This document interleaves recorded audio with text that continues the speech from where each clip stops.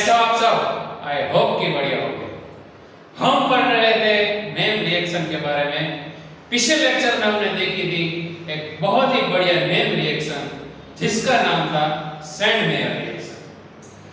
आज के इस लेक्चर में हम देखने वाले हैं गेटरमैन कोच रिएक्शन। चलिए मेरे साथ हेडिंग लगा दीजिए। क्या नाम है भाई आपका? नहीं, नेम रिएक्शन का Gattermann coach reaction. Gattermann coach reaction हमें पढ़नी है। हमें पता है जो हम रिएक्शन पढ़ते हैं वो 3 स्टेप में होती है। पहला होता है हमारा बेसिक रिएक्शन, दूसरा होता है हमारा जो हमने बेसिक रिएक्शन लिखी वो कैसे फॉर्म होती है वो, यानी कि मैकेनिज्म। तीसरा और आखिर वाला जो स्टेप होता है उसमें हम देखते हैं various example of name reaction. सबसे पहला स्टेप हेडिंग लगा दीजिए नेम रिएक्शन, जिसमें हम देखेंगे बेसिक रिएक्शन। चलो गेटरमैन कोच की बेसिक रिएक्शन। बेसिक रिएक्शन में हम 3 चीजें देखते हैं जिसमें हमें स्टार्टिंग में देखने को मिलता है स्टार्टिंग मटेरियल, जिसको हम बोलते हैं सबस्ट्रेट, और वो जो सबस्ट्रेट है उसकी रिएक्शन हम करवाते हैं रिएजेंट के साथ, और रिएजेंट और सबस्ट्रेट दोनों एक दूसरे के साथ रिएक्शन करके हमें जो देते हैं वो होती है हमारी प्रोडक्ट। सबसे पहले गेटरमैन कोच रिएक्शन में हमारा स्टार्टिंग मटेरियल क्या होगा? तो हमारा स्टार्टिंग मटेरियल आप सबका और मेरा प्यारा सा बेंजीन। क्या होगा भाई इसका स्टार्टिंग मटेरियल? बेंजीन। वो बेंजीन की हमें रिएक्शन करवानी है किसके साथ? हमारे प्यारे से रिएजेंट के साथ। कौन सा रिएजेंट इसमें यूज होगा? सबसे पहले इसमें यूज होगा CO और HCl, दोनों का मिक्सचर वाला फॉर्म इसमें यूज होगा। बाद में इसमें हम डालेंगे एनहाइड्रस AlCl, और ये दोनों डालने के बाद हमें कुछ आखिर में प्रोडक्ट मिलेगी। तो वो प्रोडक्ट में होगा क्या? वो प्रोडक्ट में कुछ ऐसा होगा जो आप देख सकते हैं। स्टार्टिंग में थी हमारी बेंजीन रिंग, वो बेंजीन रिंग की हम अगर CO plus HCl और एनहाइड्रस AlCl की प्रेजेंट में रिएक्शन करवाए तो हमें हमारी जो बेंजीन रिंग है उसमें CHO ग्रुप का इंसर्शन देखने को मिलेगा। ये हो जाती है हमारी गेटरमैन कोच रिएक्शन की प्रोडक्ट, जिसको हम आसान भाषा में बोलते हैं बेंजाल्डिहाइड। ठीक है, क्या मिल गया हमें? बेंजाल्डिहाइड। तो ये थी हमारी गेटरमैन कोच की बेसिक रिएक्शन। दूसरे स्टेप में हम देखेंगे बेंजीन में से जो बेंजाल्डिहाइड मिला, यानी कि CHO ग्रुप का इंसर्शन हुआ, वो कैसे होता है? हेडिंग लगा दीजिए मैकेनिज्म। सिंपल मैकेनिज्म है भाई। क्या देखेंगे हम? मैकेनिज्म। तो गेटरमैन कोच नेम रिएक्शन की मैकेनिज्म कैसे ऑपरेट होती है वो अगर हमें देखना हो तो सबसे पहले ये जो हमारा रिएजेंट है ना, जो कि हम हमारे रिएक्शन में डालते हैं, उनके बीच में सबसे पहले मैकेनिज्म ऑपरेट होगा। यानी कि सबसे पहले CO जो हमारा कार्बोनिल है और HCl एक दूसरे के साथ रिएक्शन करेंगे। तो सबसे पहले अगर मुझे ये CO है, अगर ये हमारा जो CO ग्रुप है उसको मुझे सजा धजा के लिखना हो, यानी कि उसको मुझे स्ट्रक्चर के फॉर्म में लिखना हो, तो मैं कुछ ऐसे लिख सकता हूं। ये कार्बन, ये ऑक्सीजन, ये दोनों के बीच में ट्रिपल बॉन्ड होंगे, ट्रिपल बॉन्ड, और कार्बन की ऑक्टेट इनकम्प्लीट है तो उसके ऊपर क्या होगा, नेगेटिव चार्ज। ऑक्सीजन की ऑक्टेट कंप्लीट है लेकिन एक ज्यादा है तो ऑक्सीजन के ऊपर क्या होगा, पॉजिटिव चार्ज, और दोनों के पास एक एक लोन पेयर तो होगी। अब ये हमने लिख लिया कार्बोनिल ग्रुप जो कि हमें रिएजेंट में दिया हुआ है। अब इसकी रिएक्शन हम करवाएंगे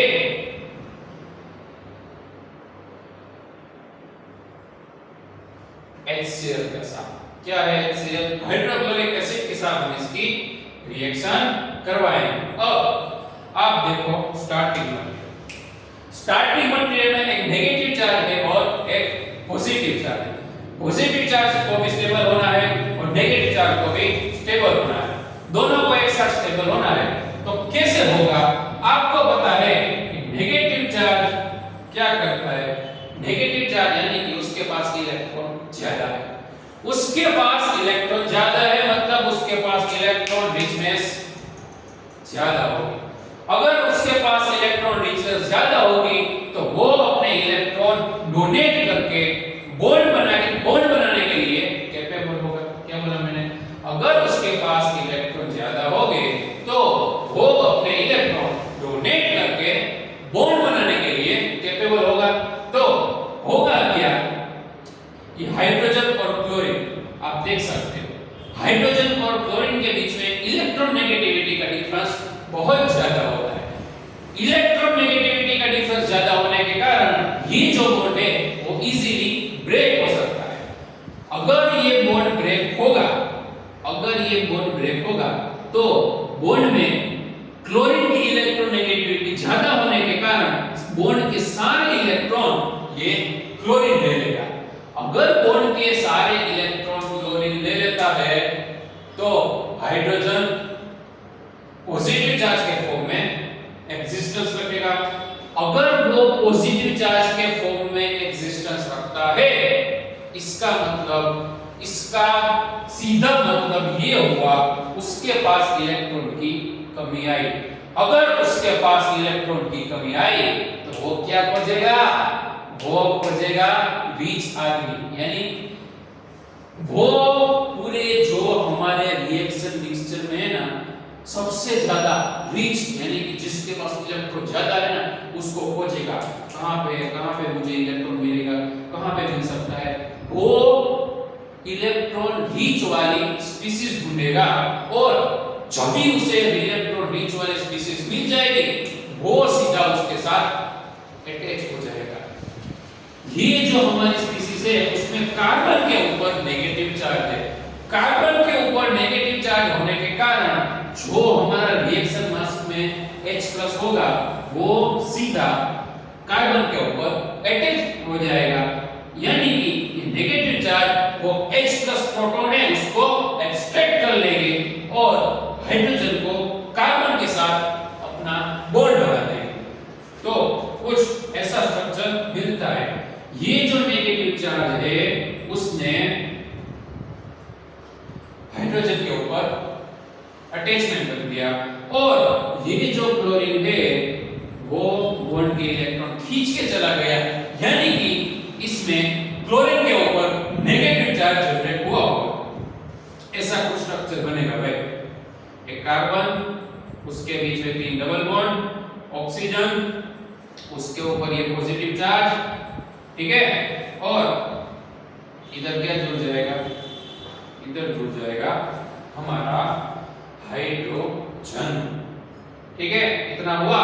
अब इधर क्या रिलीज होता है, Cl नेगेटिव, Cl माइनस अभी भी रिएक्शन मास में घूम रहा है। नेक्स्ट स्टेप पे क्या होगा, नेक्स्ट स्टेप में ऐसा होगा, ये जो Cl माइनस है,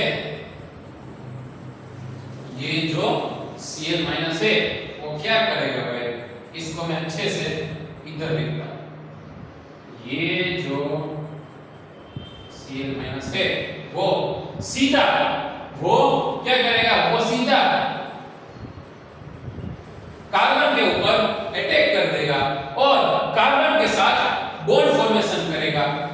अगर क्लोरीन ने इधर बॉन्ड फॉर्मेशन किया तो इधर ऑक्सीजन के ऊपर पॉजिटिव चार्ज है, यानी कि उसके पास इलेक्ट्रॉन की कमी है, तो वो कहीं से भी इलेक्ट्रॉन खींचने की कोशिश करेगा, यानी कि वो न्यूट्रल होने की कोशिश करेगा। तो आप देख सकते हो यहाँ पे है ट्रिपल बॉन्ड, तो जब भी क्लोरीन एटम इधर अटैक करेगा उसी वक्त ये बॉन्ड ब्रेक होके ऑक्सीजन के इलेक्ट्रॉन में ट्रांसफर हो जाएंगे। अगर ये क्लोरीन ने इधर अटैक किया, ये बॉन्ड ब्रेक होके इसके ऊपर इलेक्ट्रॉन के फॉर्म में चले जाएंगे। आखिर में हमें कुछ ऐसा स्ट्रक्चर मिलता है जो कि है ये और ये क्लोरीन। ये जो क्लोरीन था यहाँ पे जुड़ गया हाइड्रोजन वैसे का वैसा, और यहाँ पे 3 बॉन्ड थे, उसकी जगह रह गए 2 बॉन्ड, और ऑक्सीजन के ऊपर जो पॉजिटिव चार्ज था वो स्टेबल हो गए। आ गया समझ में भाई? 3 स्टेप हुए अभी हमारी मैकेनिज्म को।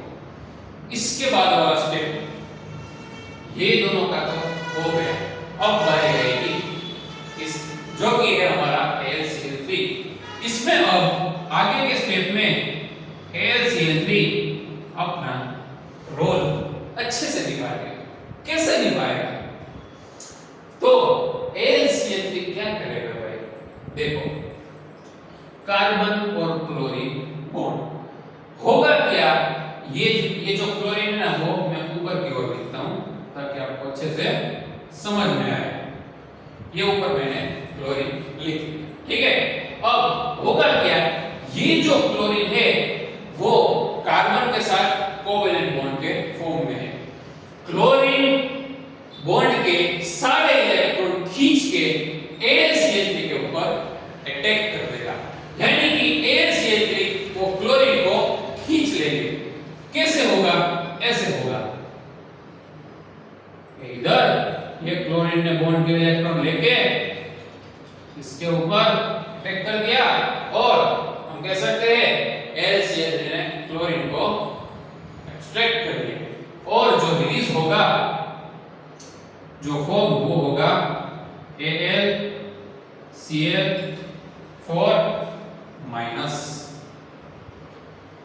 ठीक है। इतना हुआ, और क्लोरीन ने बॉन्ड के इलेक्ट्रॉन खींच लिए, क्लोरीन ने बॉन्ड के इलेक्ट्रॉन खींच लिए, यानी कि कार्बन ने जो बॉन्ड के अपने हिस्से वाले इलेक्ट्रॉन थे वो डोनेट किए। अगर उसने बॉन्ड के इलेक्ट्रॉन डोनेट किए तो उसके ऊपर पॉजिटिव चार्ज जनरेट होगा, और आखिर में हमें कुछ ऐसा मिल जाएगा, पॉजिटिव चार्ज कार्बन के ऊपर और डबल बॉन्ड को और हाइड्रोजन वैसे के वैसे। देखो भाई, पॉजिटिव चार्ज वाला फाइनल हमें ग्रुप मिल गया। यहां तक कि रिएक्शन मैकेनिज्म होती है ये जो हमारे रिएजेंट है उसके साथ। इसके बाद हम जो हमें आखिर में जो प्रोडक्ट मिली उसकी रिएक्शन हमें करवानी है बेंजीन के साथ। चलिए करवा देते हैं, इधर ही करवाएं, इधर ही करवा देते हैं। चलो, ये हम ले लेते हैं हमारी बेंजीन रिंग। क्या है ये? हमारी बेंजीन रिंग। इसमें हमें ऐड करना है जो हमारा इसको क्या बोलते हैं? और क्या बोलते हैं? सबसे पहले आप कमेंट बॉक्स में मुझे लिख के बताओ जो हमें आखिर में ये प्रोडक्ट मिली उसको कौन सा ग्रुप बोलते हैं। वीडियो पॉज कर दीजिएगा और आंसर दे दीजिएगा, मैं आपका आंसर देख लूंगा। तो आई होप आपने लिख लिया होगा। वो जो ग्रुप है उसको बोलते हैं फॉर्माइल ग्रुप। फॉर्माइल ग्रुप की रिएक्शन हम बेंजीन रिंग के साथ करवाएंगे। C डबल बॉन्ड O और ये पॉजिटिव चार्ज वैसे का वैसा।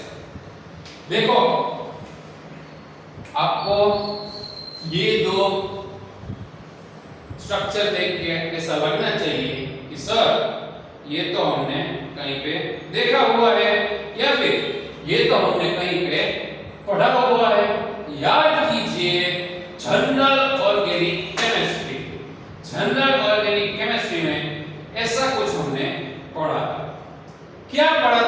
भी आपको अभी वीडियो पॉज करके मुझे कमेंट बॉक्स में लिखना है कि ऐसी रिएक्शन वाला कॉन्सेप्ट हमने कहां पे देखा।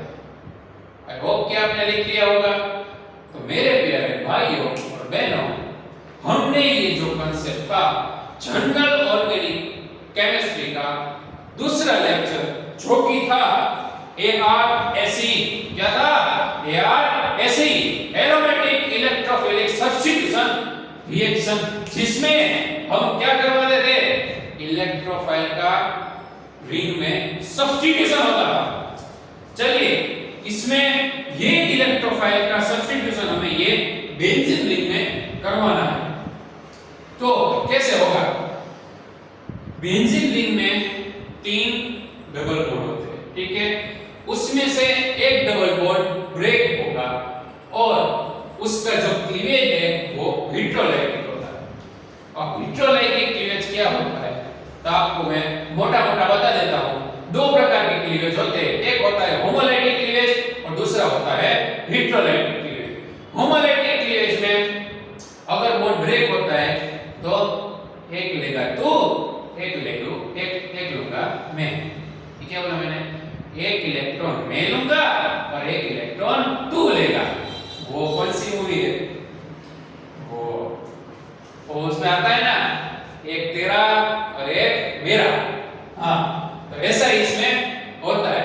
होमोलाइटिक क्लीवेज में क्या होता है? मान ये एक हमारा कोवेलेंट बॉन्ड है। ये जो कोवेलेंट बॉन्ड है वो 2 इलेक्ट्रॉन से बना हुआ है। ये आ गए 2 इलेक्ट्रॉन। अगर इसको मुझे ब्रेक करना है तो ये जो वाला एक इलेक्ट्रॉन ये लेके जाएगा और ये जो एक इलेक्ट्रॉन है वो ये वाला एटम लेके जाएगा। लेकिन अगर ये हेटेरोलाइटिक क्लीवेज है तो हेटेरोलाइटिक क्लीवेज में क्या होगा? कोई एक साइड, यानी कि या तो मैं लेके जाऊंगा या तो तू लेके जाएगा। आधा आधा नहीं होगा भाई, या तो मैं पूरे पैसे में रखूंगा या तो पूरे पैसे तू रखेगा। केमिस्ट्री की भाषा में या तो सभी इलेक्ट्रॉन मैं लेके जाऊंगा या तो सभी इलेक्ट्रॉन तू लेके जाएगा। तो हेटेरोलाइटिक क्लीवेज में होगा क्या? एक के ऊपर पॉजिटिव चार्ज जनरेट होगा। क्यों? क्योंकि उसके पास तो इलेक्ट्रॉन एक भी नहीं है। और एक के ऊपर नेगेटिव चार्ज जनरेट होगा। क्यों? क्योंकि उसके सारे इलेक्ट्रॉन खींच लिए। तो ये जो बेंजीन रिंग का डबल बॉन्ड है उसमें क्या होगा?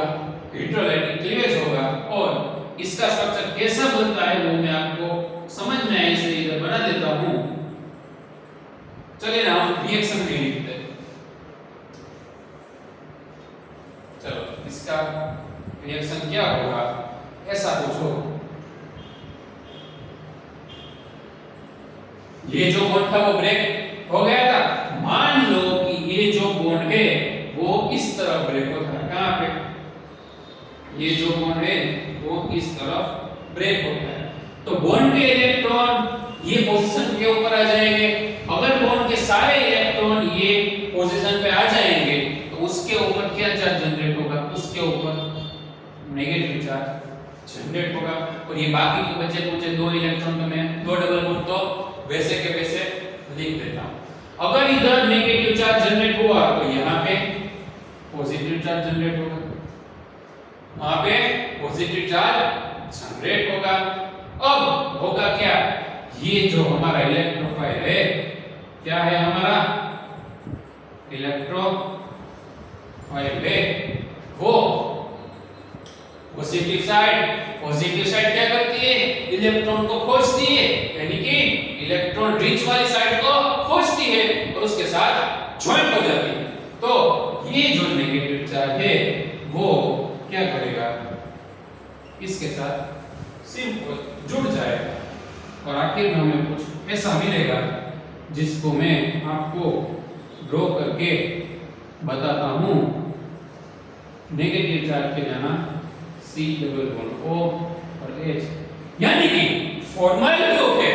जो हमारा फॉर्माइल ग्रुप है वो रिंग के साथ अटैच हो गया। लेकिन मेरे प्यारे दोस्तों,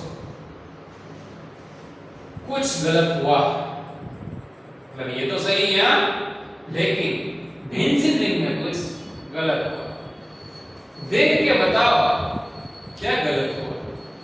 आप इधर देख सकते हैं यहाँ पे 3 डबल बॉन्ड थे तो बेंजीन रिंग को कतई मजा आ रहा था।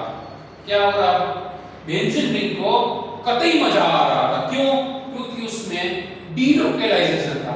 डीलोकेलाइजेशन के कारण उसके जो रेजोनेंस स्ट्रक्चर थे कंटिन्यू घूम रहे थे, उसके कारण उसकी स्टेबिलिटी बहुत ही बढ़िया वाली थी। उसकी स्टेबिलिटी बहुत ही बढ़िया वाली थी। लेकिन क्या हुआ?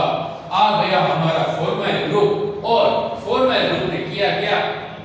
वो बेंजीन रिंग की डीलोकेलाइजेशन खत्म कर दी और इसको स्टेबल में से अनस्टेबल बना दिया। क्या बना दिया? अनस्टेबल बना दिया। क्यों? क्योंकि सिर्फ 2 ही डबल बॉन्ड थे।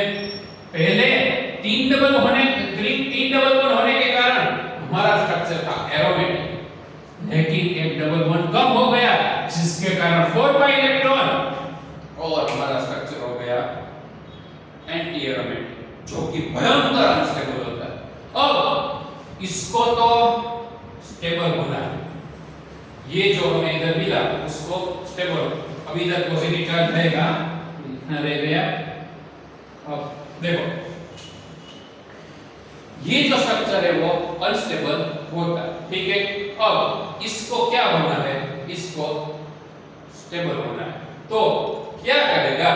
तो वो ऐसा कुछ करेगा। देखो ये जो कार्बन है उसकी एक वैलेंसी इसके साथ, एक वैलेंसी इसके साथ और एक वैलेंसी इसके साथ। कार्बन की 4 वैलेंसी होती है, 3 वैलेंसी ऑलरेडी ऑक्यूपाइड है, बची है एक वैलेंसी। तो वो एक वैलेंसी होगी हमारे हाइड्रोजन। किसकी होगी वो बची कुची एक वैलेंसी? हमारे हाइड्रोजन की होगी। और तो वो हाइड्रोजन करेगा क्या? वो हाइड्रोजन अपने इलेक्ट्रॉन वहीं पे छोड़ के H+ के फॉर्म में रिलीज हो जाएगा। क्या बोला मैंने? ये हाइड्रोजन अपने इलेक्ट्रॉन वहीं पे छोड़ के H+ फॉर्म में रिलीज हो जाएगा। और उसने यहाँ पे अगर इलेक्ट्रॉन छोड़ दिए तो वो इलेक्ट्रॉन ने क्या किया?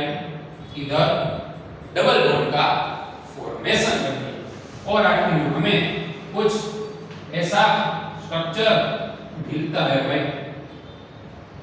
इसने यहाँ पे बॉन्ड फॉर्म किए तो फिर से डीलोकेलाइजेशन ऑफ इलेक्ट्रॉन, यानी कि हमारा बेंजीन रिंग हैप्पी हो गया और जो बेंजीन रिंग की एंडिंग थी वो हैप्पी एंडिंग हो गई।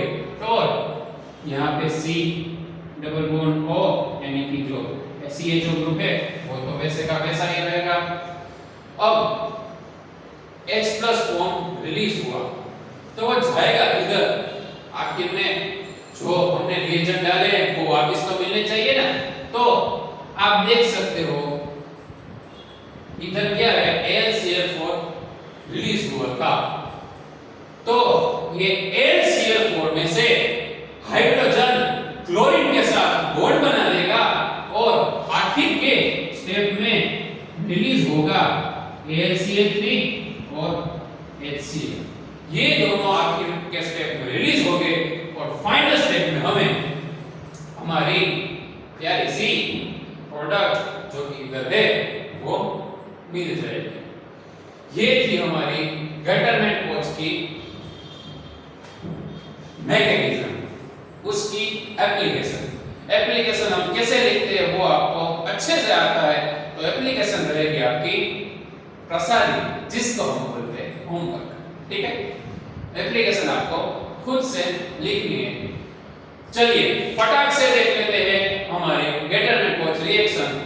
सबसे पहले रिएक्शन देखिए। रिएक्शन में स्टार्टिंग वर्केट हमारा था बेंजीन की रिएक्शन हमने करवाई कार्बोनेट और HCl के दोनों मिक्सचर वाले फॉर्म में और एनहाइड्रस AlCl3 की प्रेजेंस में।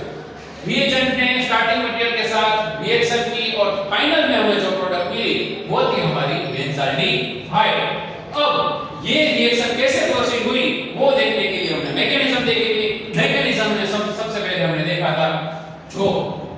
मॉडल था उसका बहुत ही अच्छा बढ़िया वाला खुल के स्ट्रक्चर लिख दिया था और उसमें नेगेटिव चार्ज हाइड्रोजन के ऊपर अटैक किया था और हमें हाइड्रोजन कार्बन के साथ जुड़ गया है। उसके बाद वाले स्टेप में ये जो क्लोरीन था, क्लोरीन नेगेटिव, उसने ये कार्बन के ऊपर अटैक किया और ये ट्रिपल बॉन्ड ब्रेक होके ऑक्सीजन के पॉजिटिव चार्ज में इलेक्ट्रॉन के फॉर्म में चले गए और उसके बाद हमें कुछ ऐसा स्ट्रक्चर मिला था और अगर हम उसमें AlCl3 डालते हैं तो जो क्लोरीन था, क्लोरीन AlCl3 के साथ जुड़ जाता है और फाइनल हमें फॉर्मल ग्रुप, क्या फॉर्मल ग्रुप मिल जाता है या फिर बोल सकते हैं फॉर्मल कैटायन। तो आखिर में फॉर्मल कैटायन मिल जाता है और वो बेंजीन रिंग के साथ जो कि हमारी स्टार्टिंग मटेरियल है उसके साथ रिएक्शन करवाती है। उसमें जो बेंजीन रिंग का डबल बॉन्ड है वो ब्रेक होता है इलेक्ट्रोलाइटिक क्लीवेज होने के कारण। एक बाजू नेगेटिव चार्ज और एक बाजू पॉजिटिव चार्ज जनरेट होगा और जो नेगेटिव चार्ज है वो फॉर्मल ग्रुप की पॉजिटिव साइड पे अटैक करेगी और जो CHO ग्रुप है उसका रिंग में इंसर्शन हो जाएगा। बाद में